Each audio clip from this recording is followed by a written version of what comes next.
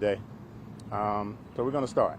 I got a lot of things to say, and it'll probably take too long, so I'm going to have to do a justice rally in Myrtle Beach. We've had other mothers that call us as well, and we're going to be assisting them as well. So today, I'm glad she's alive. I'm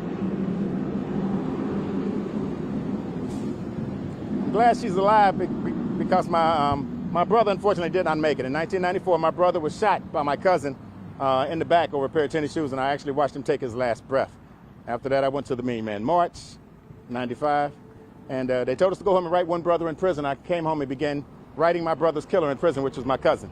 And I came up with Thug. I was listening to Tupac, but I wanted something negative to stand for something positive. So Thug is an acronym for True Healing Under God. 4 years later, I was blessed to start working with Reverend Sharpton. And then in 2008, we went full-time in civil rights. So presently, we have thousands of members. Serenity is now a member, her and her mother. 17 states, 26 cops, including the Goon Squad just a year ago, locked up or either terminated. And we've been blessed to get 33 people out of jail. So that's the history of Thug. But one thing that we do offer is access to an attorney. Ms. Kendra, I told her the other day, a lot of people have access to their dentist, their doctor, and their pastor, but they don't have access to an attorney. And in times like this, when you can't get a police report from Myrtle Beach, I've requested it. All of the local stations here in Myrtle Beach requested it. Eric has requested it. My friend Trish Williford requested it. My paralegal requested it. And no one's releasing a basic police report, even if it's a skeleton police report. So I'm upset at Myrtle Beach. Why not be transparent? If you made a mistake with the 3 officers that's now on paid leave, it should be no leave, should be no pay rather. I'm disappointed. And so today, as I drove down here, almost 4 hours from Charlotte, North Carolina, I thought about the fact that we should hire cops in this city to be officers that protect and serve. We didn't hire officers to be snipers. And so I'm going to not talk any longer. We'll talk about what we're going to be doing in the future. We're going to go straight into questions for Serenity, but we want the mother to give some words if she can. Come on inside. I guess it's best to kind of throw some questions at us, because I got a lot to say. I won't say it all today, though. Well, I'll start with you, Serenity. Hi, very nice to meet you. Nice to meet you. Kind of speak up a little bit, but how are you doing right now? Good. How are you feeling? I'm not good. Okay, I'm feeling okay. Are you in a lot of pain? Not right now. Okay. Can you describe for us, do you remember what happened that night? Can you tell us what happened? I was standing, it's like a pizza place, and they sell ice cream, and I was trying to charge my phone, but I'm guessing the people in the inside felt like they knew something was happening, so they closed and locked the door so they wouldn't let nobody back in. So I started walking up, man. I just heard gunshots. I'm not a runner. I don't run. And I tried to run, but in the mix of me running, my leg, like, I didn't feel when the police shot me, I didn't feel the bullet. My leg just gave out, like I couldn't run no more. So I'm trying to drag my leg and go, and I just couldn't do it no more. I just gave out and I lay back. And when I lay back, I started screaming for help, and 2 officers came, and then the one that shot me stood in front of me and told me that he was sorry. He just kept saying he's sorry, and I just kept saying, "Can y'all please help me?" And I asked, "Was I gonna die?" And he said, "No, you're not gonna die. Just they was finna put me in handcuffs until I told them I'm an innocent bystander." Wow. And that's what happened. Serenity, for people who don't know, how old are you? Where do you reside? 15. Where do you reside? Laurinburg, North Carolina. So what were you doing down in Myrtle Beach that night? It was our spring break, so we was just trying to have fun. Trying. You were here with friends and close, people that you're close to. And my brother. And your brother. And my friends. Yeah. Were any of them hurt by any of this? Yes. Okay. How? Because, like, they sister and they friend, they happened to see me like laying there screaming for help. Like it was Chaos. Yeah. So it was traumatic for them too. But and then when stuff like that happened, the police not letting people come around it because they trying to help you out. So like it was a lot. It was just a lot. So physically they weren't hurt; they were hurt emotionally. Yes. Kendra. Yes, sir. Being Serenity's mother, we've talked before, obviously. Yes, sir. You guys have called this news conference here today. What is it that you're looking for? Justice. What is justice? I want like? answers. Like I'm being left in the blind. You know, nobody has come up front. The police department has not contacted me. No police report. We were in the hospital for 5 days. Nobody reached out to us. Like, they've said nothing. You know, like, we're nobody. You know, my daughter is somebody. You know, if you hurt her, you know, you got officers that's suspended with pay. That's not fair. When I'm having to miss work, travel, you know, lost expenses, like, I still have bills. You know, and it's not about my bills, it's about the safety of my kids. Like, she come to the beach to have fun as any normal kid that comes down here and wants to have fun. There's water here, you know, and she's not even safe. You can't go to school. Can't go to school, you know, like, she's emotionally traumatized. And I want something done about it. Serenity, where were you shot? In my leg, right here. Just below the Below knee? the knee. Anybody else have anything for them? Serenity, obviously this was extremely traumatic for you. When you heard the gunshots, was this something that you know, ever thought was going to happen to you? No. Nobody. I just knew, I don't know, like, it was scary. You can tell them, like, I And it don't probably happened let you so go fast that you these didn't places. even And then my mama don't let me go no places because of stuff like this. I'm very protective of her. Like, my community will tell you, I don't let Serenity out of my eyesight.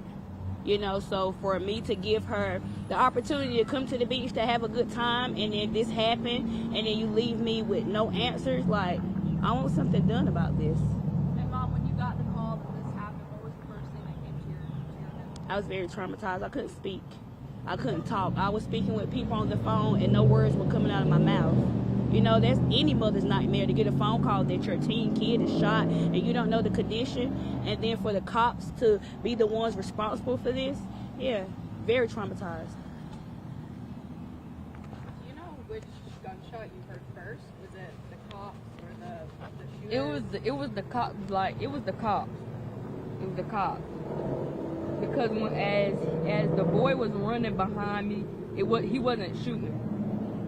The police was telling him to drop his gun, but he wasn't shooting.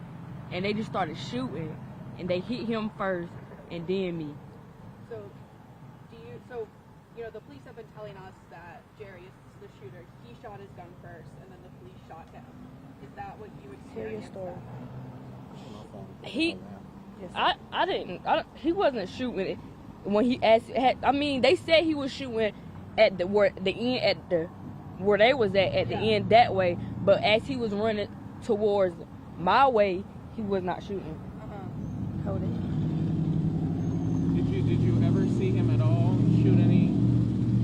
fire any shots? At all? Wow.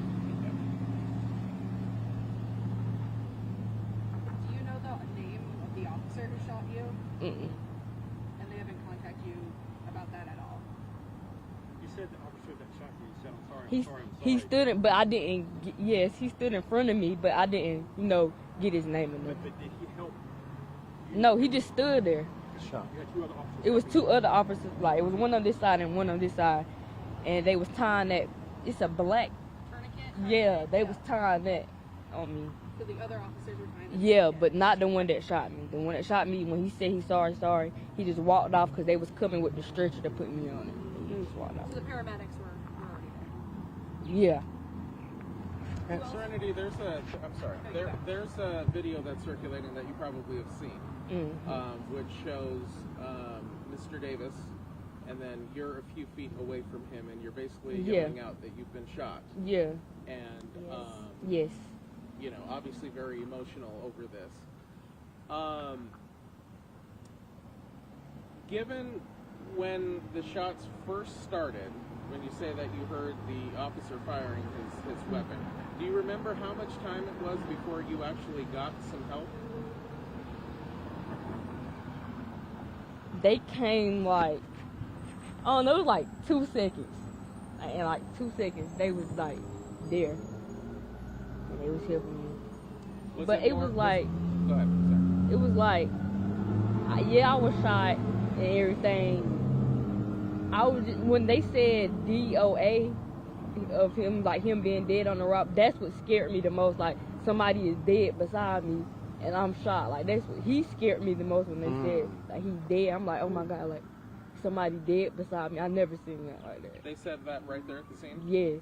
They Wow. said it was a dead on the robber, so yeah, Did you know DOA. him? I didn't know him. It was like, you know how you on the strip and you see people and they trying to start conversation, but you just like brushing it off. It was like that type of thing. It wasn't like I knew him. And who were you with that night? Everybody, yeah, family Like and friends. Friends and family. Yeah. I think what's most disappointing is that, you know, I don't know if it was ran in the news, but I think the unfortunate narrative is that the police said that the individual that passed away was shooting. And I'm glad that Serenity's here today. You all might not have a police report. We might not have victim assistance to deal with the trauma from these bullets. A wise man once said that it takes 9 seconds to remember something bad, something good in your life, but it takes 2 to 3 seconds to remember something bad. So obviously, the 2 to 3 seconds that happened here in Myrtle Beach, Serenity won't forget it. The mother won't forget it either. Yeah. But I think we can dispel that rumor right now that this young man was doing a shootout in the middle of a crowd and shooting cops. But we do know that bullet was taken out of Serenity's leg. We do know it's placed in a bag. And we do know the only person that have access to that is an attorney. And it's very key that we utilize the attorney, not only for Serenity and the mother, but for the community of Myrtle Beach, to let them know that their community is safe. If the police made a mistake, so be it. The goon squad in Mississippi made a mistake. They shot a man in his mouth. I guess you would say it's a mistake. It actually is filled with hate to do something like that. But in reality, they're now in prison eating cold grits. So whatever the case may be, I do know that they're on paid leave. And if by chance this officer, from what we're hearing, is just shot randomly in a crowd, innocent people are being shot down like dogs. And to talk on the phone last night with the mother in Martinsville, Virginia, she told me to tell you about her son, Xavion. He was shot also in the leg and in the arm, shot 3 times, grazed. He's not 15, he's 13, walking with his dad in Myrtle Beach. They came down here just like Serenity, just to go to the water and maybe eat some funnel cake and some ice cream. And unfortunately, he had to go back to Martinsville and now seeking surgery. And what's even worse, the mother told me that the bullets is still in his body. He has a bullet in his arm and a bullet in his leg. And every time I think about the sting of those bullets and to deal with the reality that Myrtle Beach is not talking to us, Chief is not talking to us, SLED called the mother one time and hasn't called back yet. And we got children suffering. So today, I'm sending a message to you, Mayor of Myrtle Beach. I'm sending a message to you, the Chief of Police, and all your officers in this august body behind us. I'm asking you all to be transparent. People make mistakes. Astronauts make mistakes. The President of the United States makes mistakes. And so have these officers here in Myrtle Beach. Someone's been shot. Serenity wasn't robbing a store. She don't have any drug charges. She don't have any criminal charges. She wasn't shooting at anybody. She came down here to enjoy life. And so on the other side of that, with my young black males, I hope that y'all run this. I'm concerned about the young black males and the guns that they carry. And I don't know if it's perpetrated by rap music or hip hop, because I'm more excited about going to see Billy Joel and Sting in Charlotte in June in Charlotte, more so than, you know, the gangster rap. Because when I grew up, it was Run DMC. It was the Beastie Boys at best. But now this gangster rap, life is imitating art. And so I don't want to just beat down on the police today. I do that for a living. I sue the police department. And we also help them win lawsuits. But today I'm talking to the black males, be it South Carolina, that right now holds 28,000 men in prison. Whether it's California with over 100,000 men in prison. When Dr. King was alive, it was 300,000 black men in prison. Today there's 1.3. North Carolina, doesn't look any better, 31,000. Georgia, 40,000. So today I talk to the young black males to put down your guns and pick up a book. I repeat, put down your guns and pick up your book. You shouldn't be 16 toting a gun. Nobody's after you. Quit trying to be Tupac, because as you see where Tupac is right now. So I just want to send that message out to our community, to put down those guns. The judge said something when I was in court Monday, helping a young man who had a gun on him, and he had a gun, and he wasn't committing a crime. He just happened to have a gun on him. So I went to court and I spoke passionately about trying to get this young man out. He's in 11th grade and he's from Bennettsville, either Bishopville, South Carolina. I thought the judge was going to let him out after I spoke, because he's in 11th grade, but she didn't. She had said to us in 2020, as she went to a judge's convention, she said that in 2020, everything shifted. She said that in 2020, the #1 killer in America was car accidents. And today, since 2020, the #1 killer in this country is gun violence. That's a sad case, and even more so with black males. And so hopefully we can get a hold on the gun control. I hate guns. My brother was killed by a gun. I hate guns. So hopefully we'll be transparent. We can be able to get some clarity. And if you don't mind, Myrtle Beach Police Department, we need the police report, because you've yet to release that yet. That's something that should be public.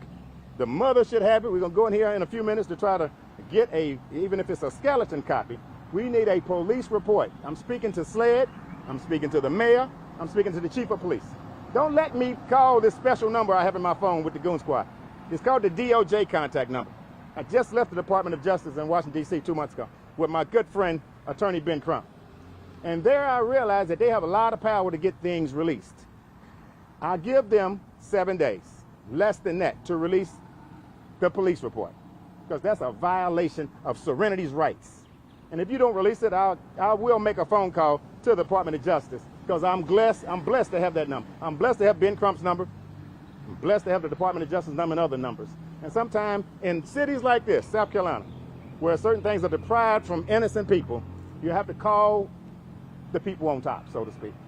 And so I thank you all for being here as well. Go ahead. That was going to be one of my questions for you, Ken Drew. Yes, sir. You're here at the police station now. Are you going to attempt to talk to Chief Proc? Yes. Yes, Okay. absolutely. Absolutely. If you get that opportunity to talk to Chief Proc, what are you telling her? I need answers, and I would like a police report. That's all the words I have for her. Are you angry with her?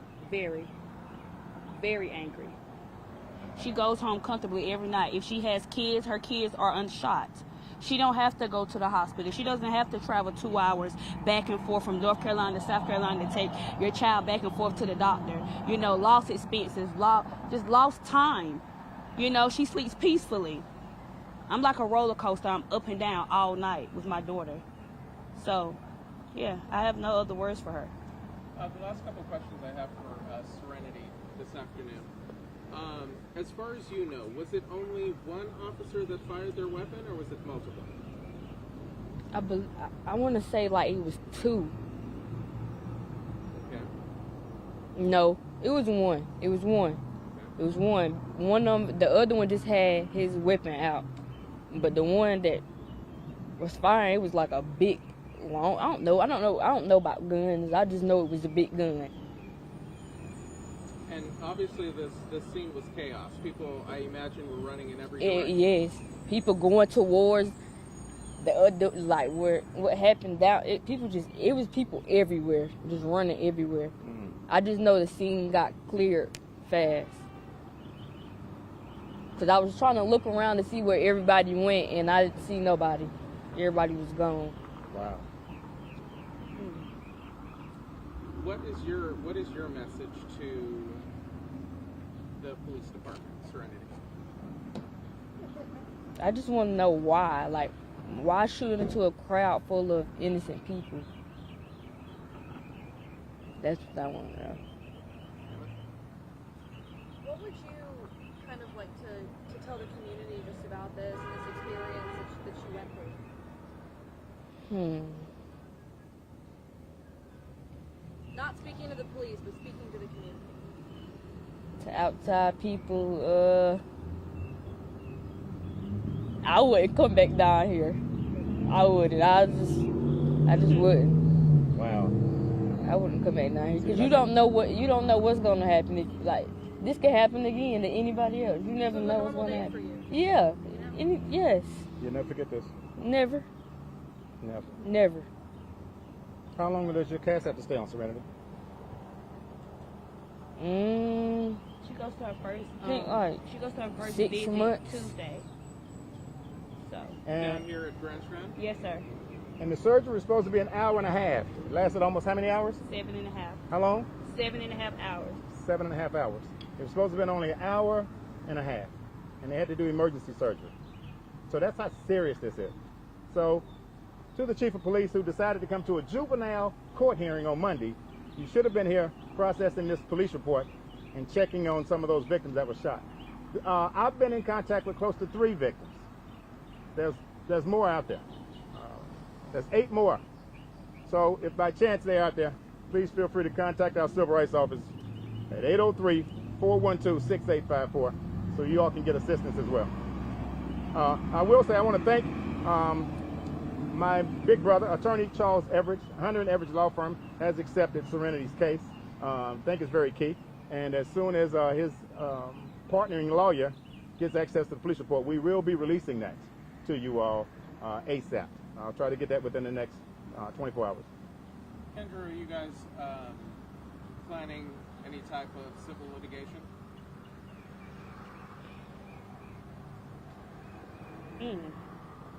Possibly.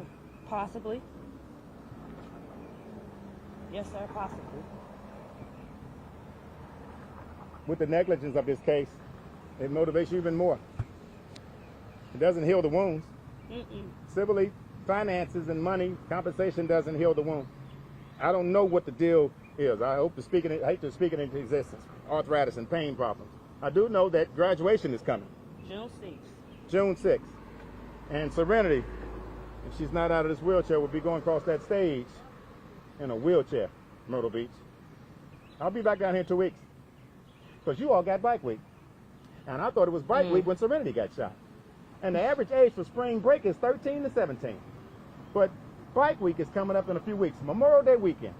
I pray, and I'm going to ask some grandmothers to pray, that no one gets shot. Amen. No one is killed during a vacation of Memorial Day weekend here in Myrtle Beach. It's scary to come down here. There was a time when I was young, we would bring flip-flops and a beach towel. Now they bring an AK-47 and bullets. Times have definitely changed. No more questions? We want to thank all of you all for coming out today. We're going to go in here and try to set up a meeting with the chief of police and try to get some answers. And we won't be long. I'm sure they're going to tell us either yes or no. And we'll be glad to give you all information. And you have our email address. I'll be glad to text me your email address, everyone. And if I get that police report, I'll make sure I'll send it to each and every one of you. We will be coming back. I'll probably have the other mother reaching out. There may be some more demonstrations. I initiate something called justice rallies, where we get all of the victims prayerfully together and maybe do a prayer visual for them and pray for them. Because this is traumatizing. She not only needs a doctor to take care of this case, she needs some counseling. She's 15. And my other client is 13 years old. So just want to share that with you all. It doesn't end here. Thank you all for being here. This concludes our press conference. Question. Can I get? I need your spelling for both your first and last name. I was just about to ask the same thing. Yes, sir. It's Trinity. Serenity. Serenity. Like the Serenity prayer. Serenity. S-E-R. E-N-I-T-Y. Okay. N-I-T-Y. Chavis. C-H-A-V-I-S. That is a North Carolina name. V-I-S.